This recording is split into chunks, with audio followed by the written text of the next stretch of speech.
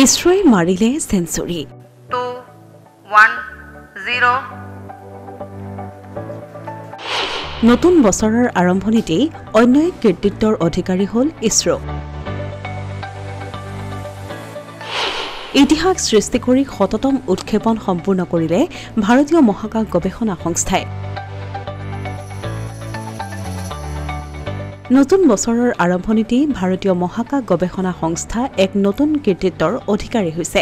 সংস্থাটোৱে অন্ধ্ৰপ্ৰদেশৰ শ্ৰীহৰিকোটাৰ সতীশ ধাৱান মহাকাশ কেন্দ্ৰৰ পৰা শততম উৎক্ষেপণৰ ইতিহাস ৰচনা কৰিলে ইছৰোৱে বুধবাৰে পুৱা 6:23 কৃত্ৰিম উপগ্ৰহ NVS-2 কেক GSLV-F-15 ৰকেটৰ জৰিয়তে সফল উৎক্ষেপণ কৰিবলৈ সক্ষম হৈছে উল্লেখযোগ্য যে জিঅ'চিংকোনাছ ছেটেলাইট লঞ্চ ভেহিকল বা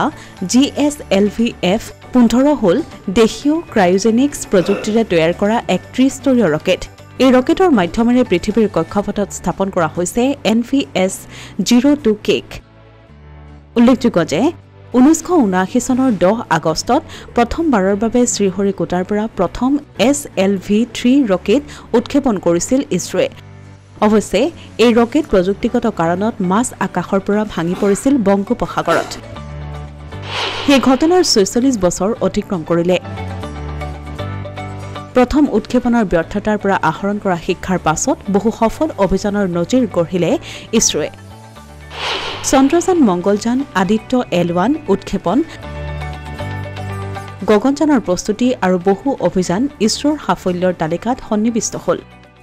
এইদৰে ইছৰো এতিয়া শততম অভিযানৰ সাক্ষী হৈ ৰ'ল এই অভিযানৰ পূৰ্বে ইছৰোৰ মুৰব্বী ভি নাৰায়ণে মঙলবাৰে অন্ধ্ৰপ্ৰদেশৰ তিৰুপতিৰ তিৰুমালা ভেংকটেশ্বৰ মন্দিৰলৈ গৈ পূজা আগবঢ়ায় ইয়াৰ পাছতে বুধবাৰে সতীশ ধাৱান মহাকাশ কেন্দ্ৰৰ দ্বিতীয় লঞ্চপেডৰ পৰা এই উৎক্ষেপণ কৰা হয় এই NVS-02 ছেটেলাইটৰ ওজন প্ৰায় 2250 কেজি মাত্ৰ 19 মিনিটতেই এই ছেটেলাইটক জিঅ'চিংকোনাছ ট্ৰান্সফাৰ অৰ্বিট বা স্থায়ী কক্ষপথত উপনীত কৰিবলৈ সক্ষম হয় GSLV-F-15 ৰকেটে উল্লেখযোগ্য যে ইয়াৰ পূৰ্বেও একাধিকবাৰ GSLV-F-15 উৎক্ষেপণ কৰিছে ইছৰোৱে কিন্তু এই ক্ষেত্ৰত আছিল সফলতাতকৈ বেছি বিফলতাহে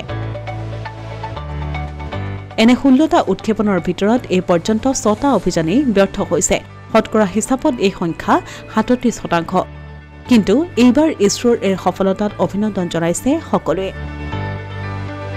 অসমীয়া প্ৰতিদিন ডিজিটেল ডেস্ক